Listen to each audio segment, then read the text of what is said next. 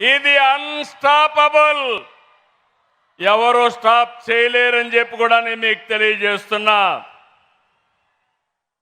100 సంవత్సరాలు చరిత్ర, ఒక బ్రాండ్. మనకు ఆంధ్రప్రదేశ్ విడిపోయిన తర్వాత ఎక్కడ పెట్టాలి కేబినెట్ మీటింగ్ అంటే ఎత్తుక్కుంటూ ఆంధ్ర యూనివర్సిటీకి వచ్చామంటే అది ఆంధ్ర యూనివర్సిటీ యొక్క ప్రత్యేకత. మనకు 53 యూనివర్సిటీలు ఉన్నాయి. అన్నింటికీ ఏయునే దిక్చూచి, ఏయునే లీడరు.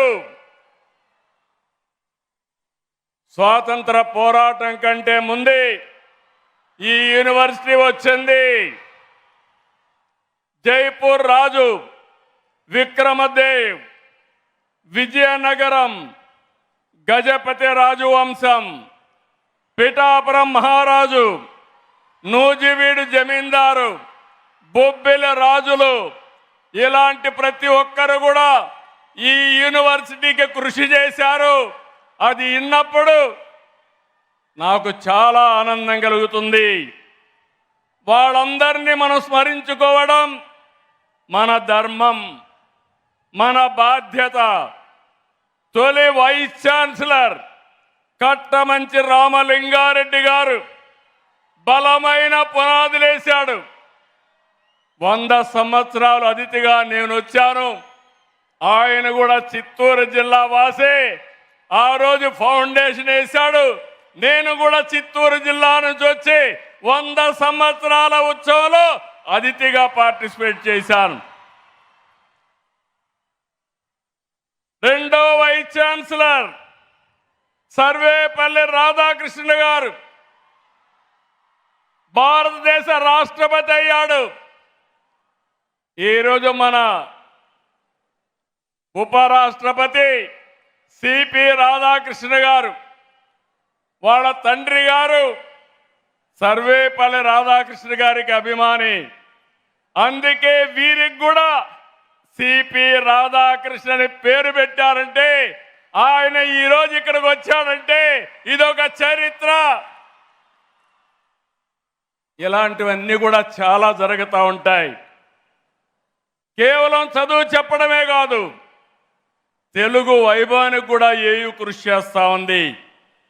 విద్య సాహిత్య రంగాల్లో ప్రముఖుల్ని కళా ప్రపూర్ణ అవార్డుతో గౌరవించారు. ప్రపంచంలోనే ఎంతో మంది నాయకుల్ని తయారు చేసినటువంటి స్థలం ఏఈ యూనివర్సిటీ గడ్డ. రాజకీయ నాయకులు, ఉద్దండులు ఇక్కడే వెంకయ్యనాయుడు గారు ఉన్నారు. ఇక్కడి నుంచే పోరాటం చేసి ఈరోజు భారత ఉపరాష్ట్రపతి అయ్యారు. చాలామంది ఇండస్ట్రీ ప్రముఖ పారిశ్రామికవేత్తలు ఇక్కడే ఉన్నారు. మోహన్ రెడ్డి గారు, పక్కనే మల్లికార్జునరావు గారు, లారస్ సత్యనారాయణ లాంటి వాళ్ళు చాలా మంది ఉన్నారు. ఇంకొక పక్క అకాడమిషియన్స్, ఇక్కడి నుంచి వచ్చిన వాళ్ళందరూ వైస్ ఛాన్సలర్స్ అయ్యారు. చాలా ప్రపంచంలో యూనివర్సిటీలో ప్రొఫెసర్స్గా పనిచేస్తున్నారు. ఈరోజు యూనివర్సిటీ చూసినప్పుడు NAC A++ ఉంది. ఇది 30 వరకు ఉంటుంది. ఇంకో పక్కన మీరు చూస్తే NIRFలో 41వ ర్యాంక్ ఉంది.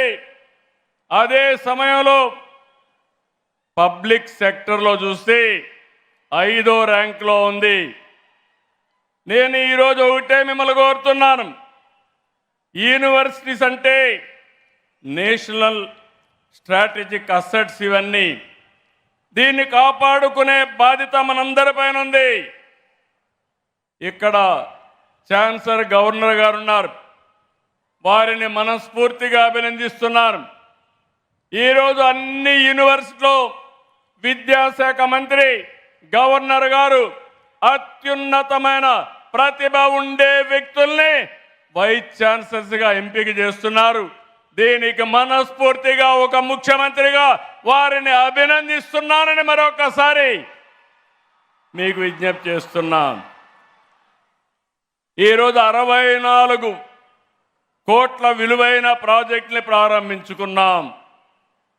ఏయుఐ ఫ్యాక్టరీ, నెట్వర్క్స్ ల్యాబ్, ఎక్స్పీరియన్స్ సెంటర్ని, తీర ప్రాంత వాతావరణ పరిశోధన టెస్ట్ బిడ్ని ప్రారంభించుకున్నాం. 112 కోట్లతో 9 ప్రాజెక్టులు ఈరోజు శంకుస్థాపన చేశాం. Girls hostel, boys hostel, central mess, vice chancellor బంగ్లా, క్యాంపస్ బ్యూటిఫికేషన్, కాన్వకేషన్ హాల్, అంతర్గత రోడ్లు, లైటింగ్ పనులు కూడా ఇచ్చేసాం. అదేవిధంగా ఆంధ్ర యూనివర్సిటీ ఈరోజు 3 ఒప్పందాలు కూడా చేసుకున్నారు. University of Florida, Indian institute of tropical meteorology, అదే మాదిరిగా ఇంకొక ఎంఓయు కూడా 3 ఎంఓయులు చేశారు. నేను ఒకటే మిమ్మల్ని అందరినీ కోరుతున్నాను. మొన్నే నేను 76 సంవత్సరాలని కొంతమంది అన్నారు, కానీ నేను 76 సంవత్సరాలు కాదు, 26 సంవత్సరాల ఆలోచన ఉండే వ్యక్తిని మీకు అందరికీ విజ్ఞప్తి చేస్తున్నా. ఒకప్పుడు ఐటీతో ప్రారంభించాం, హైటెక్ సిటీ కట్టాం, నాలెడ్జ్ ఎకానమీకి దోహదం చేశాం. ఈరోజు data centre, AI, quantum computer speed కూడా క్వాంటమ్ స్పీడ్లో ఈ గవర్నమెంట్ ముందుకు పోతుందని మరొకసారి విజ్ఞప్తి చేస్తున్నాను. ఇప్పుడే మీరున్నారు, సచిన్ గారు ఒక మాట అన్నారు. ఆయన జీవితంలో ఆయన తండ్రి ఏ విధంగా ఇన్స్పైర్ చేశారో చాలా స్పష్టంగా చెప్పాడు. ఇక్కడుండే విద్యార్థులకి, పూర్వ విద్యార్థులకి అందరికి విజ్ఞప్తి చేస్తున్నా, రోజులు మారాయి.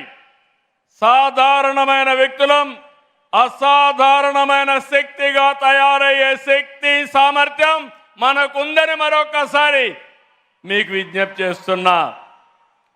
నాలెడ్జ్, ఇన్నోవేషన్, టెక్నాలజీ, స్టార్టప్ల కాలం, దానిపైన దృష్టి పెట్టండి.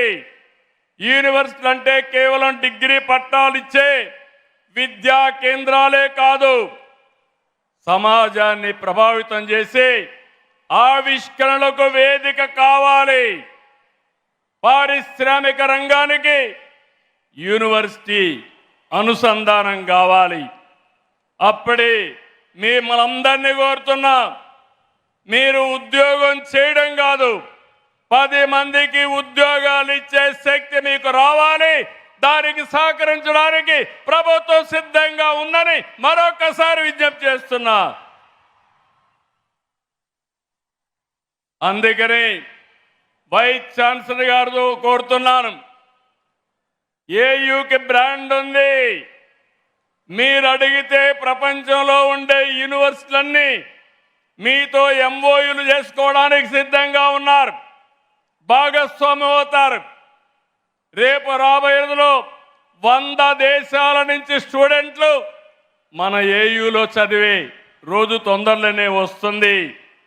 రెండోది, సరికొత్త ఆలోచనలు, ఆవిష్కరణలతో, నాలెడ్జ్తో సంపదకు సృష్టించే మార్గదర్శకులుగా మీరు తయారు కావాలి. ఈ ప్రభుత్వం ఒక ఆలోచన ఒకటి, 1 ఫ్యామిలీ 1 ఆంటర్‌ప్రెన్యూర్. ఆంధ్ర యూనివర్సిటీ ఎంతమందిని తయారు చేయగలుగుతారో అది మీ మీద ఆధారపడుతుంది. ఇక్కడనే రతన్ టాటా ఇన్నోవేషన్ హబ్ కూడా ఇక్కడే పెట్టాం. భవిష్యత్ అంతా డేటా సెంటర్, ఏఐ, క్వాంటమ్ రంగాలదే. అందుకే దీనికి ప్రాధాన్యత ఎక్కువ ఇస్తున్నాం. నేను ఎప్పుడూ ఒకటే చెప్తాను, పిల్లలకు పేరెంట్స్ ఇచ్చే ఆస్తి చదువు. చదువుతో ప్రపంచాన్ని జయించే విశ్వాసం వారికి వస్తుంది. మీ క్యాంపస్ను చూస్తే ఇప్పుడే మీ మంత్రి గారు చెప్పినట్టు నాకు కూడా చాలా అసూయ కలుగుతుంది. సుందరమైన ప్రాంతం ఈ యొక్క ఏయు యూనివర్సిటీ. మీకేదైనా స్ట్రెస్ ఉంటే సచిన్ గారు చెప్పినప్పుడు పక్కన దిగి సముద్రం పక్కనకి వెళ్ళి ఒకసారి ప్రశాంతమైన వాతావరణంలో వాకింగ్ చేస్తే ఎక్కడ లేని శక్తి మీకు వస్తుంది, దాంట్లో సందేహం లేదు. బ్యూటిఫుల్ క్యాంపస్, మీరందరూ అదృష్టవంతులు. నాకు అనిపిస్తా ఉంది మళ్ళా ఇక్కడ చదువుకుంటే ఎంత బాగుంటుందో అనే ఆలోచన వచ్చే పరిస్థితి వస్తూ ఉంది. ఈ విశ్వవిద్యాలయం భావితరాల నాయకుల్ని తయారు చేయాల్సిన అవసరం ఉంది. నేను అందుకనే మీ మంత్రి గారు 250 కోట్లు అడిగాడు. నేను ఒకటే మీ యూనివర్సిటీ వైస్ ఛాన్సలర్కి ఒక టార్గెట్ ఇస్తున్నా. ఆ టార్గెట్ మీరు ఆలోచిస్తే ఆంధ్ర యూనివర్సిటీ భారతదేశంలో టాప్ 5లో ఒకటి కావాలని నా ఆకాంక్ష. దానికి రాత్రింపగళ్ళు చేయాలి. ప్రపంచంలో టాప్ 100లో ఆంధ్ర యూనివర్సిటీ ఉండాలి. దీనికోసం డబ్బులు కూడా కావాలి. అందుకే నేను అనౌన్స్ చేస్తున్నా 500 కోట్ల రూపాయలు ఆంధ్ర యూనివర్సిటీకి ఇస్తాం. మా మల్లికార్జునరావు గారు లేచి చప్పట్లు బాగానే కొట్టాడు. మల్లికార్జునరావు గారు, మోహన్ రెడ్డి గారు, ఇక్కడ లారస్ సత్యనారాయణ గారు, అందరూ వ్యాపారస్తులు ఉన్నారు. మీ అందరికీ అప్పచెప్తున్నా, ప్రతి ఒక్క విద్యార్థి 1 రూపాయి అయినా కాంట్రిబ్యూట్ చేసి మరో 500 కోట్ల రూపాయలు కార్పస్ అభివృద్ధి కావాలి. సిద్ధమా తమ్ముళ్ళని మిమ్మల్ని అడుగుతున్నా. ఇక్కడ ఉండే తమ్ముళ్ళు ఏంటని అడుగుతున్నా. ఇక్కడ మా ప్రొఫెసర్స్ ఉన్నారు, అందరూ కూడా వివిధ స్థాయిల్లో ఉన్నారు. ఇక్కడ ఉండే మోహన్ రెడ్డి గారు, ఇక్కడ ఉండే మల్లికార్జునరావు గారు, లారస్ సత్యనారాయణ గారు, మీరు అనుకుంటే ఇది సాధ్యం చేస్తామని వాళ్ళకందరికీ హామీ ఇమ్మని కోరుతున్నా. తప్పకుండా సంకల్పం ఉంటే 100 సంవత్సరాలు చరిత్రలో చెప్తున్నా. మళ్ళీ ఇది రాబోయే 100 సంవత్సరాల్లో మరొక చరిత్ర క్రియేట్ చేసి భారతదేశంలోనే ఒక బెస్ట్ బ్రాండ్గా తయారవుతుందని చెప్పి తెలియజేసుకుంటూ, అలాంటి యూనివర్సిటీకి వచ్చి ఈరోజు పార్టిసిపేట్ చేయడం ఇది నా పూర్వజన్మ సుకృతం, నా అదృష్టం. బంగారు లాంటి విద్యార్థులు ఉన్నారు, మంచి మనసుండే ప్రొఫెసర్లు ఉన్నారు. అందరికీ విజ్ఞప్తి చేస్తున్నా, నేను ప్రపంచంలో ఉండే నాలెడ్జ్ని తీసుకొస్తాం. మీ మంత్రి గారు కూడా అన్ని కంపెనీలు తీసుకొచ్చే పరిస్థితిలో ఉన్నారు. మా ఆలోచన ఒకటి, నేను కానీ మా మిత్రుడు పవన్ కళ్యాణ్ గారు జనసేన అధినేత ఈ రాష్ట్రాన్ని పునర్నిర్మాణం చేయాలని ముందుకొచ్చాం. ఈ పునర్నిర్మాణ కార్యక్రమానికి, తెలుగు జాతి పూర్వ వైభవానికి మన ప్రియతమ ప్రధాని నరేంద్ర మోడీ గారు పూర్తిగా సహకరిస్తున్నారు. వారి సంకల్పం వికసిత్ భారత్ 2047. మా సంకల్పం స్వర్ణాంధ్రప్రదేశ్ 2047. 2047కి ప్రపంచంలోనే నెంబర్ 1 జాతిగా తెలుగు జాతి ఉండాలనేది మా సంకల్పం. ఆ సంకల్ప జైత్ర యాత్ర ప్రారంభం ఈ ఆంధ్ర యూనివర్సిటీ నుంచేనని చెప్పి ఈ విశాఖపట్నం నుంచే ప్రారంభిస్తున్నాం. పనిచేసే బాధ్యత మాది, డైరెక్షన్ ఇచ్చే బాధ్యత మాది, అన్ని విధాల సహకరించే బాధ్యత మాది. దీన్ని నిరూపించే బాధ్యత ఇక్కడుండే మీదేనని మరొక్కసారి తెలియజేసుకుంటూ అందరికీ మనస్ఫూర్తిగా అభినందనలు, ధన్యవాదాలు. జై హింద్, జై ఆంధ్ర యూనివర్సిటీ, జై ఆంధ్ర యూనివర్సిటీ, జై భారత్, జై భారత్, జై తెలుగు తల్లి, జై తెలుగు తల్లి.